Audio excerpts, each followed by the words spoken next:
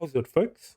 This is mainly a video about the features and changes I hope to see in Dying Light the Beast compared to how they are set up in Dying Light 2.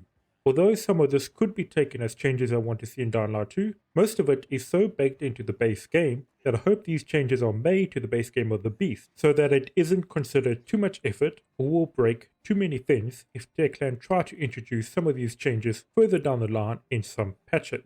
And Techland does listen to feedback and make changes in community patches, so hopefully between this video and the discussion I hope you start with it, that we can give Techland a wish list of what we would like to see in the Beast. As we also don't have the release date for the Beast at the moment, I don't know how feasible it would be to make any changes for the final release, but hopefully it's not too late. With that out of the way, let's get started with the first fundamental change I would like to see, and that is the infected having proper ragdoll physics once again. Do you remember back in Dying Light 1 where the infected would trip over themselves or parts of the environment? Or walk straight into spark traps and kill themselves? Or break objects that they fall through, such as the tarps hanging off of buildings? Some of the most fun I had was tricking infected in Dying Light 1 to walk into various traps and just sit back and watch the chaos that unfolded. I would like to see something more like that in the Beast, along with a better response from the infected when you hit them, to help add some weight to the combat. I'm hoping that with the Beast being its own standalone game, that Techland would take the time and effort to recreate these systems from the ground up, which would allow for more dynamic gameplay and situations we could laugh at. Now, let's talk about the guns. From the Q&A with Timon and an early look at the demo from Gamescom, we know that guns will play a fairly large role in the Beast. Of course, I'm hoping there are some new types of guns, but I'm mainly concerned with the balance. I don't want to have to fire hundreds of bullets to kill a single enemy. I would much prefer the guns being stronger, but balanced in different ways. For instance, the games already have a system of attracting infected when you make a noise. Techland could make it more pronounced when using guns, and less pronounced when fighting in melee, to create a bit of disparity between the options. And then of course you can also balance the guns by giving them lower ammunition so each shot is worth more.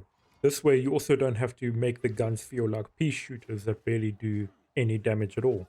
And when it comes to enemies with guns, I would also prefer that they deal a decent amount of damage to us, so that we can't just charge straight through open ground ignoring all the bullets hitting us. It would also be cool that they aren't as accurate when we are doing parkour, to give us an incentive to close the gap by running along walls or darting between obstacles instead of charging straight at them. Now the next one is completely subjective, but I thought it was worth bringing up.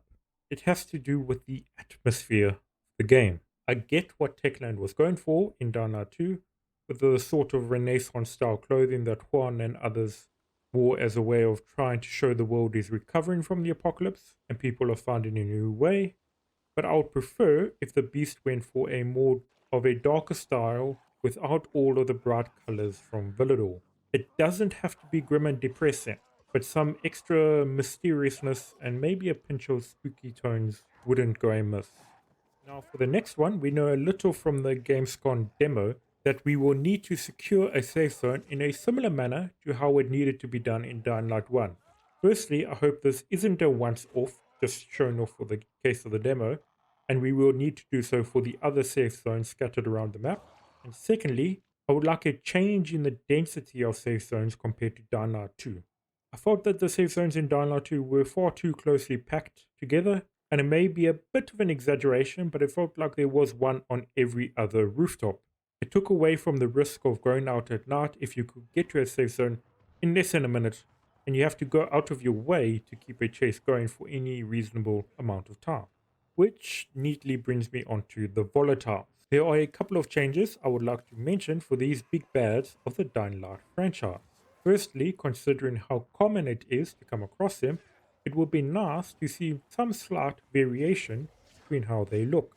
Secondly, I would like if UV light played a bit more significant role in how we fight them. What I'm proposing is that for a brief window after we shine the UV light on them and they flinch back, allowing us to stagger them once and deal more damage. Even if that brief window only lasts about 2 to 3 seconds, it will allow us to integrate more parkour attacks into our fights and let us feel more badass and pull off more varied combos, which in turn adds more variety and makes the game more fun. At the moment in Dying Light 2, they only briefly stagger backwards when you shine the UV light on them, but any parkour attacks, kicks, drop kicks, they're completely unfazed about. They don't get staggered at all, which is something I would like to change. And the last change I would like to see made to the volatiles involves them roaming. Currently in Dying Light 2, due to a community request, they have made volatiles basically patrol certain rooftops. However, they don't really roam much. For the beast, I would like it if they wandered and actually roamed around rather than walking in small little circles around the same little spot. And because this change has kind of split the community with some preferring the pre-patch version, maybe make it so less volatile spawn on normal and easy difficulty, or even make it a separate difficulty option for both types of players. More options are always better. Next, let's talk about boss fights. More specifically, I'm not really talking about the big monster fights, but more the story centric boss fights against the antagonists.